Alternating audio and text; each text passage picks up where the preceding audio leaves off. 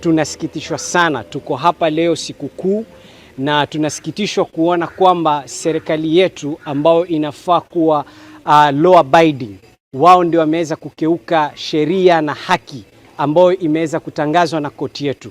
Leo tunavyosimama hapa tunazungumza na uchungu sana, kwa sababu sisi vijana kwa miaka zaidi ya 13 tumekuwa Lamu, tunateseka, boti zetu hazina kazi, mahoteli yetu hayana biashara, movement yetu imekuwa infringe, restrictions imekuwa up and down, all this zimekuwa zikihappen illegally. Na tumekaa kwa miaka mingi sana, tena mingi sana, kusubiri ile mambo ya roadblock pale kuondoshewa. Ni kwa sababu sisi uchumi wetu unaharibika vibaya sana. Ni watu wengi ambao wanafanya biashara za samaki wamefilisika, wamepata hasara kwa sababu ya roadblock. Samaki wao wanaharibika. Tungewaambia serikali na wale viongozi wako kwenye mamlaka ambao wanalala, wananchi wetu wanahitaji kusaidiwa. Tunataka kuona viongozi wakitoa sauti yao wakitetea wananchi. Lamu County tumeweza kukaa kwa hii kafi kwa zaidi ya miaka 10 sasa.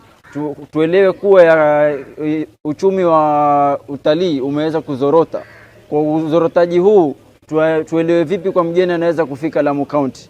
So tunaomba serikali iweze kuangalia hili jambo kwa makini, waweze kuamrisha huu usafiri uweze kurudi kwa vile ambao kama ulivyoamrishwa na koti. Shukuru sana mahakama yetu, imetupa uamuzi mzuri sana baada ya miaka 13 ya kudhulumiwa. Leo serikali na koti imetuamuru kwamba tunaweza tembea mchana na usiku katika barabara yetu ya Lamu kutoka Malindi tu Gariseni tu Lamu. Hiyo ni jukumu mwanzo, ama ni jambo kubwa sana na fahari sana kusema asante kwa serikali na kwa asante kwa mahakama. Jambo la pili ni kwamba sahihi twasikitishwa kwamba koti imetoa amri ya kwamba sahihi watu wanaweza kuruhusika kutembea masaa 24, lakini askari wetu wa Lamu sijui ni kukosa kuelewa ama ni kutofahamu ama ni jeuri. Na kama ni jeuri, hiyo itakuwa ni kukeuka katiba ya Kenya. Na hiyo ni makosa makubwa sana, mtu kukataa kufuata amri ya koti ambayo ni court order ambayo imetoka kotini hivi juzi. Hiyo ni kitu wazi, tunaona kwamba serikali inatunyanyasa sisi kama watu wa Lamu.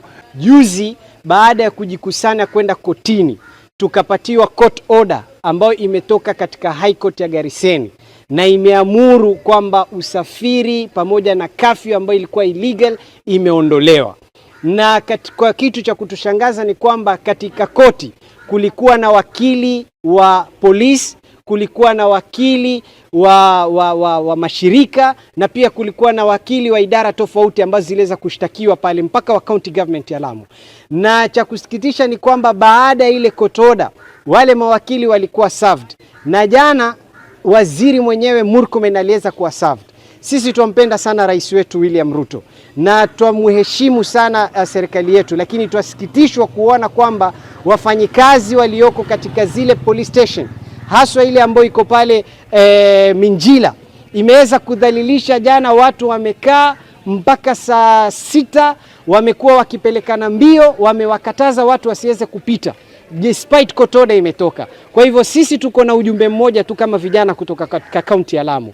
Kwa muda wa siku 3 tumewapa kuanzia leo siku kuu ya Idi.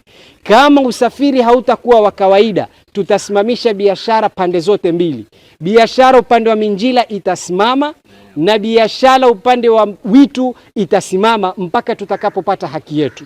Kwa hivyo tumechoshwa, na sasa hivi tunafanya hivi kwa sababu we are rightful citizen, kwamba tuna haki na tutasimama imara mpaka tuhakikishe court order imeheshimika. Na tunatoa onyo kwa wale officers ambao wako katika maeneo yale na ambao wanasumbua watu wetu. Tutawashtaki na contempt ya order, kwamba wanadharau na wanakiuka haki, na ile siku itakapotokea watabeba msalaba huu. We are aware of what is happening. Kwa hivyo sisi kama wananchi kutoka kaunti ya Lamu ambao tunapenda nchi yetu, tunataka serikali iheshimu maamuzi ya koti na ifungue hiyo barabara mara moja. La sivyo zile hasara zote zilizoweza kuingiliwa tutazifanya hizo hasara na tutaziweka in record, na serikali italipa wale watu ambao wameweza kugharamikia hizi hasara. Leo hii kuna magavana wanajifanya wao ni deputy party leader. Leo ni kitu ambacho huyo deputy party leader anaweza kukaa na president chini, wakaongea na akaeleza uchumi wa Lamu ulivyo. Lakini leo gavana huyu ambao leo watu wanamuita ni mkombozi, lipi anafanya kuhusiana na huu uchumi? Lipi anafanya kama party leader yeye ambao anajiita akakaa na president? Lipi anatetea? Kiti kikubwa kama iko party leader amepatiwa, ni kitu gani anaweza kujivunia nacho akasema yeye anatetea jamii? Kwa hivyo tunakwambia gavana, kama hiyo party leader umepatiwa ni seremonia na maua tu kujisifu kwenye mitandao, endelea kujisifu. Lakini kama wewe ni kuona sisi uona ukombozi wako na uzalendo wako, hakuna kitu chochote unaotetea jamii. Sasa kama leo vijana wadogo hapa wabunge dogo wanatetea jamii, wewe leo tuambie pali pamoja wakwenda kutetea. La zaidi mitandaoni watu wako watasema anaenda kutetea kwa president face to face. Face to face vipi? Wewe tayari kwa miaka sasa umekuwa kiongozi miaka 10 naenda na ile roadblock iko, hakuna kitu unatetea. Kwa hivyo sisi kidole hiki tunakulekeza wewe na Mudhama. Mudhama ni mtu mwingine ambao ni mbunge ambao yeye ako yeye ni mtu ambao security ako nayo mkononi, ambao bungeni anaweza kututetea. Kwa hivyo tunakuambia nyinyi wawili, hii dhamana ni yenu na mkae mtetee watu wenu. Huu uchumi unatumaliza watu wa Lamu. Asanteni. Na juzi Mheshimiwa Ruto ulikuwa Lamu wewe, ukisema usalama umeimarisha. Kwa nini mpaka sasa hii court order hujaifuatia?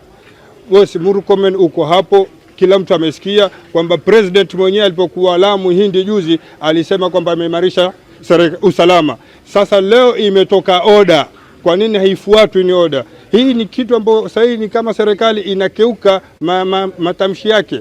Leo president azungumza kwamba usalama huko, polisi wanatuambia wataka siku 7 za nini? Siku 7 za kazi gani? Kawaida sheria inasema order ikitoka within 24 hours you should be implement on it. Kwa hao machache, kama kuna mtu ana maswali aniulize. Sasa hivi barabara haipitiki. Jana usiku kuna familia ambazo zilikuwa zinataka kujiunga na familia zao hapa kusherehekea sikukuu, wameshindwa kupita. Leo asubuhi wameziwia tena watu saa 12 mpaka saa 1 ndio wamerelease kutoka kwa hiyo roadblock ya Minjila. Na tumetoa hizi siku 3 kwa sababu tunasherehekea na tutaki vurugu siku ya sherehe. Lakini tutakapomaliza sherehe yetu sisi tutaenda kucamp pale. Tutatoa watu kutoka kaunti ya Lamu na wale watu wote wa mabasi, we would stop at Minjila, no business ita happen pale mpaka haki yetu itakapopatikana. We have approached officers na tumeweza kusummon hiyo court, tumewapatia wao na hatujaweza kureach agreement because we want the court order to be implemented. Lakini wameweza kutuambia sisi kwamba tuwapatie 7 days. We are not going to give them 7 days. Laws are laws. Sheria ni sheria. If they have any issue, they should move to court. That is our stand. If they have any issue, police have any issue, they should move to court and present their matters to court.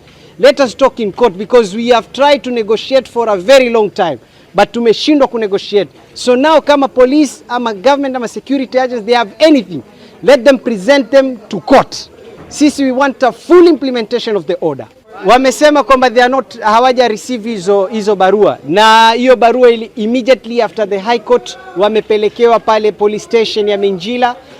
OCPD is aware, OCS is aware, even the CS is aware of this order. But wanasema there's protocol, there's procedure. What we understand ni kwamba order ya court is final. There's no procedure, no negotiation on that.